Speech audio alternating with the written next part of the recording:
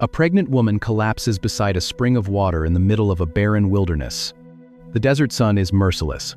The figure looks at this broken, exhausted woman, and he does not say, "The Lord says he will multiply your offspring." You want a God who stays far away. You want a deity behind glass. You build your religion to be safe. You want it predictable. You want it manageable. You sit under sterile fluorescent lights and listen to clean, polished lectures. You scroll through theological debates on glowing glass screens. You want a God who stays firmly seated on a distant, golden throne, perfectly removed from the grit and the chaos of your actual life. You want a God who sends polite messengers. You want a king who delegates. But delegated authority does not bleed. Delegated authority does not save. When your personal world shatters, when the doctor calls with the test results, when you wake up at 3 a.m. with your heart hammering against your ribs, tasting the sharp, metallic tang of fear in the back of your throat, when the room is completely dark and the silence of the house feels like a physical weight crushing your chest, a distant God is entirely useless. You do not need a theology paper in the dark. You do not need an envoy carrying a sympathy card. You do not need an administrative assistant from the courts of heaven. You need the commander with a drawn sword. You need the maker of heaven standing in the room. The Malach Yahweh destroys the modern illusion of a detached, absentee God. He shatters the idea that the divine realm is separated from the human realm. He says, "I will surely multiply your offspring. I will." He claims the authority to create a nation. He claims the power to shape the future by some impenetrable cosmic wall. He steps into the roaring fire of a desert bush. He walks onto the blood-soaked dirt of ancient battlefields. He locates broken, discarded people sitting by dried-up wells, waiting to die. This figure is not a distant abstraction. He is an immediate invasion. He is God choosing to compress himself into a form you can interact with. He is the terrifying proximity of a creator who simply refuses to leave his creation alone in the dark. If you are in a season where heaven feels completely silent, look at the pattern of this messenger. The incomprehensible God does not shout instructions from a balcony. He walks in the dust. He seeks out the exiled. He finds the barren. He stands with the terrified. He brings his own name, his own supreme authority, and his own raw presence directly into the wreckage of human history. He is there in the fire. He is there in the desert. He is there in the mud. He is the central, dominating physical manifestation of God throughout the entire Old Testament record. But then, the parchment runs out. The ancient scrolls end. 400 years of historical silence pass over the land of Israel. The New Testament finally opens, and the Malach Yahweh is completely gone. Turn the heavy parchment pages from Malachi to Matthew. The shift is abrupt and absolute. You still find spiritual messengers in the Greek New Testament, and Hagar, looking into the face of this supposed angel, does not thank a messenger. She names him as God. Gabriel steps into the quiet temple, the air heavy with the smell of burning incense, to speak to an aging priest. A chorus of beings shatters the midnight silence over a freezing shepherd's field. A nameless envoy strikes the heavy, cold iron chains off Peter's wrists in a damp Roman prison cell. Created angels are everywhere, but the specific, singular figure, the Malach Yahweh, the uncreated envoy, who carries the unpronounceable name of God inside his chest and accepts the terrified worship of human generals, is entirely absent from the apostolic text. He simply ceases to appear. This is not a historical accident. It is a theological earthquake. For thousands of years, this visible, physical manifestation of Yahweh was the primary way the incomprehensible God interacted with human beings. He was the localized, physical presence of the divine. He was the bridge. And the moment the New Testament narrative begins, that specific bridge is gone. You have to ask where the commander went. The early church fathers, men like Justin Martyr and Irenaeus, reading these ancient scrolls by flickering oil lamps in the 2nd century, saw the pattern hiding in plain sight. They traced the grammar anomalies, They followed the divine name. They realized that the Malach Yahweh of the Old Testament was the pre-incarnate Christ. He was the Word, operating in the confines of space and time long before the manger. He did not vanish from the story. He became the story. She calls him El Roi, the God who sees me. She realizes she has just locked eyes with the divine and survived. Look closely at how the writer of Hebrews addresses this exact mystery in the opening lines of his letter. He picks up a reed pen and explicitly commands his readers to compare Jesus of Nazareth to the angels. He writes that the Son is the radiance of the glory of God and the exact imprint of his nature. And then he drops the theological hammer. He declares that Jesus has inherited a name vastly superior to any angelos, any created messenger. He has the supreme name because he has the uncreated nature. For centuries, the second person of the Trinity had appeared in a temporary, shadowy form. He was a localized projection of the eternal God, stepping briefly into the grit of human history to rescue a weeping slave, to judge a corrupt city, or to fight for a wandering nation. He would appear, execute his mission, and step back into the invisible realm. But a temporary projection was no longer sufficient to cure the fatal disease of the human condition. A temporary visit could not pay a permanent debt. The incomprehensible God was preparing to do something vastly more dangerous than stepping into a desert fire or holding a bronze sword outside Jericho. The dirt floor is cold. The heavy smell of wet wool and animal sweat hangs in the freezing night air. A young woman screams into the dark. This is not an isolated incident. It happens again, and again, and again in the ancient texts. Most people assume the Old Testament is filled, and a baby draws his first violent breath in a Bethlehem cave. He does not step out of a roaring column of smoke. He does not appear on a desert road holding a drawn sword. He arrives covered in blood. The shadow becomes bone. The title becomes a pulse. The commander of the armies of heaven learns how to breathe. For centuries, the Malach Yahweh was a localized projection.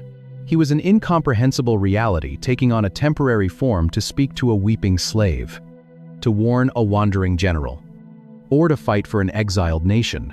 But the incarnation is fundamentally different. This is not a costume he will take off. It is a nature he will keep forever. The uncreated God binds himself to a fragile human skeleton. He ties his eternal existence to a beating human heart. He trades the absolute immunity of a spiritual envoy for the staggering vulnerability of a physical savior. He has to. A shadow cannot bleed. An apparition cannot be pierced. A temporary messenger cannot absorb the permanent cost of human rebellion to pay the debt. The representative had to become the substitute. Look at the devastating contrast. The fire in the desert bush did not consume the wood, but the violence of a Roman cross will completely consume his body. The commander outside Jericho demanded that Joshua take off his sandals and fall to the dirt, with a distant, untouchable God who stays firmly seated on his throne in heaven, sending lower-level angels. But this man will wrap a towel around his waist and wash the filthy feet of his own betrayers. The mysterious figure at Manoah's altar ascended safely in the smoke of the sacrifice. But this man will be nailed to wood and become the sacrifice himself. The name of God is no longer just in him. The name of God is him. Jesus of Nazareth is the ancient figure from the wilderness, stepping fully into the light of day. He is the bridge between heaven and earth, finally anchored in human flesh.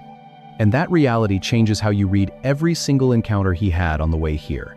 A weeping slave collapsed by a desert spring, and the God who sees gave her a future. A shepherd stood before a burning bush, and a voice carrying the name of Yahweh spoke from the fire. A general fell to the dirt outside an impenetrable city, and a divine commander accepted his worship. A wandering nation marched toward a hostile land, and an envoy carrying supreme authority guarded their path. A terrified father watched a flame shoot into the evening sky, and the incomprehensible God ascended in the smoke, to do his dirty work in the mud and the blood of human history. But if you look closer at the grammar this specific angel uses, a heavy silence fell over the ancient scrolls, and the shadowy projections stepped out of the text. A newborn drew a violent breath in a freezing cave, and the uncreated word finally became flesh. Same God, same unpronounceable name. One unbroken pursuit. But here is the part I keep coming back to. The very first time this terrifying, uncontainable figure steps into the biblical narrative, he does not appear to a reigning king. He does not manifest for a high priest in a spotless, golden temple. He tracks down an abused, pregnant Egyptian slave who has collapsed in the merciless desert heat, waiting to die. And he tells her that he sees her. If you are in a season where heaven feels cold, where God feels more like a distant concept than a present reality, look at the footprints in the sand. He does not delegate your pain to a lower-level messenger. He does not manage your breaking point from a sterile, insulated throne. The God of the cosmos walks into the absolute worst of your wilderness, stands in the dirt right beside you, and carries the weight of it himself. And may the God who has never once hesitated at the worship he actively accepts, at the absolute terror he leaves in his wake, you start to see a pattern that the standard reading completely misses. To step into the fire with his people, walk with you through your own desert, and bring you out knowing you have been seen by the king. This figure is not a messenger carrying a telegram from the king. He is the king, walking in the dust. The question is who he actually is, and the answer changes how you read the entire trajectory of the Bible. Because this figure shows up to rescue, to fight, and to judge. Her feet are bleeding from the jagged stones of the road to Shur, and her throat is burning with a thirst that makes swallowing feel like swallowing glass, operating with the very name of God inside of him, right up until the exact moment the New Testament begins. And then, he vanishes. To understand where he went, and to feel the weight of what he left behind, you have to look at the language the ancient Hebrew writers used to describe him. There is a flaw in how our modern English Bibles translate this encounter, and it masks a mystery that ancient Jewish scholars wrestled with for centuries. When we read the text, we see the phrase, "the angel of the Lord." And because of centuries of religious art and cultural conditioning, we immediately assume angel is a species. We imagine a specific class of spiritual being, distinct from humans and infinitely lower than God, clad in white robes and possessing wings. But the Hebrew text does not contain the concept of a winged species here. It uses the phrase, Malach Yahweh. The word translated angel is the Hebrew noun malach. It simply means a messenger, a representative, or an envoy. It is a job description, not a biological category. A human king can send a malach to deliver terms of surrender to an enemy city. A prophet can act as a malach to deliver a warning to a corrupt priest. The word itself carries no inherent divinity, no glowing halos. She is an Egyptian slave named Hagar. She is carrying a child she did not ask for, and no supernatural biology. But when the ancient writers attach the sacred, unpronounceable name of God to this title, forming the Malach Yahweh, the normal rules of language completely break down.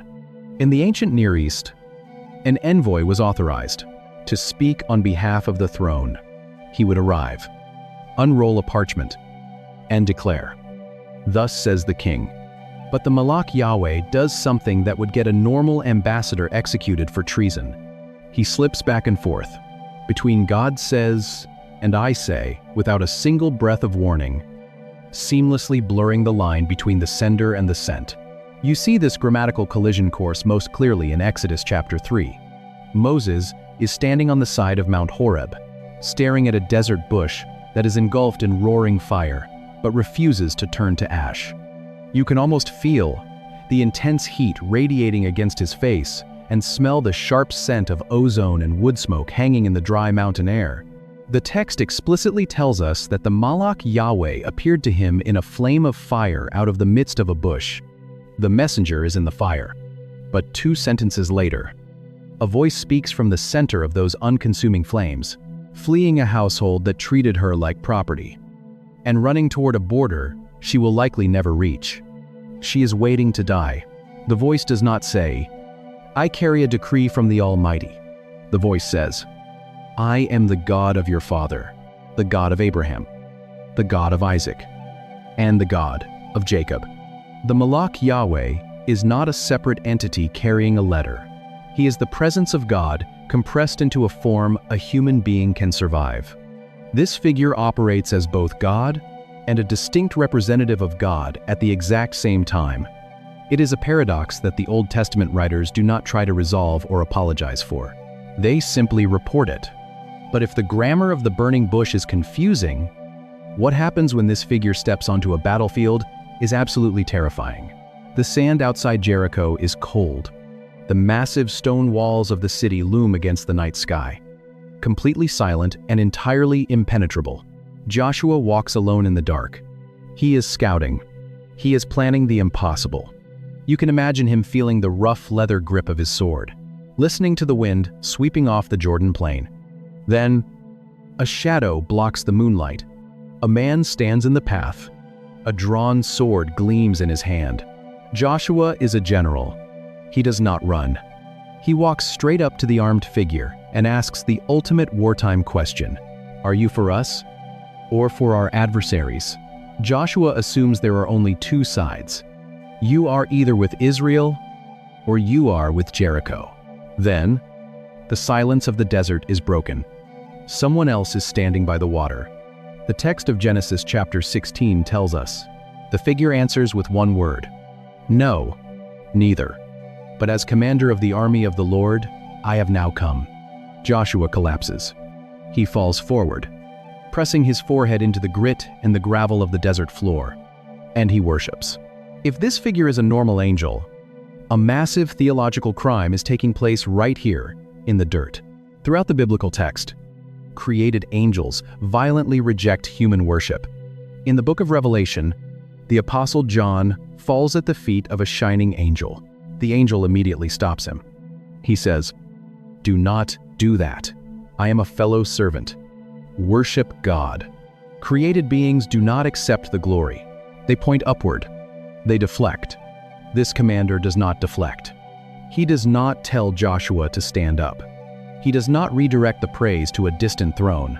Instead, he demands more. He looks down at the terrified general and issues an order that echoes across generations. "Take off your sandals from your feet, for the place where you are standing is holy." It is the exact same command given to Moses at the burning bush. It is the same voice. It is the same authority. This is not a created messenger absorbing forbidden praise. It is the maker of heaven holding a blade. That the angel of the Lord found her by the spring. Most people read a scene like this and form a very specific picture in their minds. The dirt beneath Joshua's feet is just ordinary Canaanite dirt. But the presence of this specific figure changes the molecular weight of the ground. The commander accepts the worship because the commander is worthy of it. He is God, standing localized in space and time. But how can the uncontainable creator of the cosmos fit inside a human silhouette? How can God stand on a dusty road carrying a weapon? The ancient text gives us a terrifying clue, and it has to do with what is literally inside of him. In the ancient Near East, a name was never just a label. It was a nature. It was the complete, terrifying DNA of a being's identity. To speak someone's name was to invoke their presence, their authority, and their weight. So when the ancient Israelites stood at the base of Mount Sinai, tasting the bitter ash of the mountain's smoke in the back of their throats and listening to the voice of God decree their future, they heard a warning that defied logic.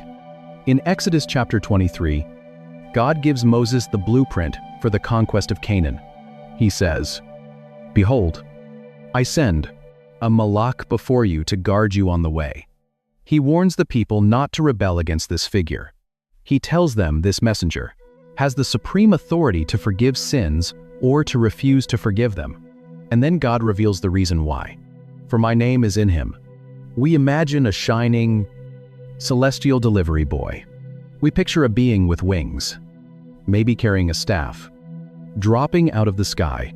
The uncreated, unpronounceable reality of Yahweh, the four letters, the I Am. The raw power that speaks galaxies into existence is somehow contained inside the chest of this walking, speaking envoy.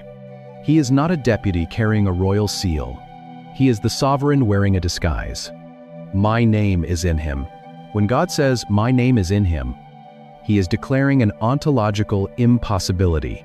Created beings do not possess the name of God within their center. Created angels do not have the inherent authority to pardon human transgressions. A created angel points to the judge. A created angel does not hold the gavel. The Malach Yahweh carries the name because he shares the nature. He is the visible manifestation of the invisible God.